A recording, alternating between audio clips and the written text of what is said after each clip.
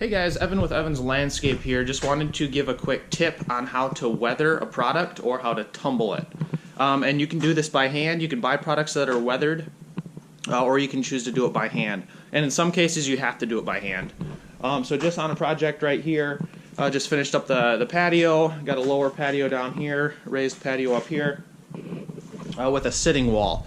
And as you can see, all these products here are weathered, and so right now I'm doing the cap. I'm finishing up the cap here, and just had to make a cut to fit this last cap in between the pillar and the existing coping that we're going around the wall with right here. And so all the other products are weathered, all the other caps, and so for this one you can see I just made a cut here, and so we need to weather that to make it match. So I'm going to slide it right in here, and as you can see, a little bit of this smooth face will be showing once it's in place. So right now I'm just dry fitting it. When we slide it into place, you'll be able to see just a little bit of that smooth cut right there, and we don't want that. We want it to be textured like this side over here. It just gives a nicer, neater appearance. Sure, we could just cut it, slide it right in, but it's not going to give the little details that I want it to. So what we're gonna do is we're gonna take that cap back out, and we're just gonna take a hammer, Mason's hammer, and we're just gonna chip this block. And so as you can see, it's smooth right now.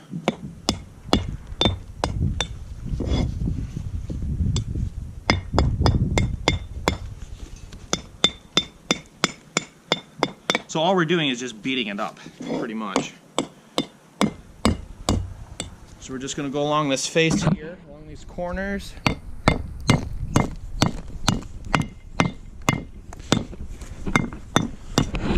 And just destroy it. It's pretty simple. A nice corner there, we're just going to wreck that. Kind of hard to do it one-handed, so I'm going to set you back down right there. Hopefully you can see.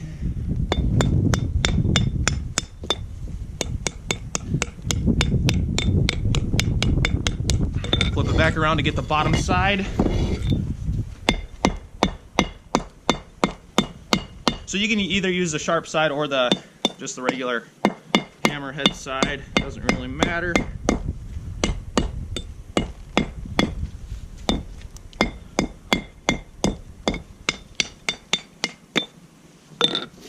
And that is how we weather it. And after we weather it, we just slide it right back.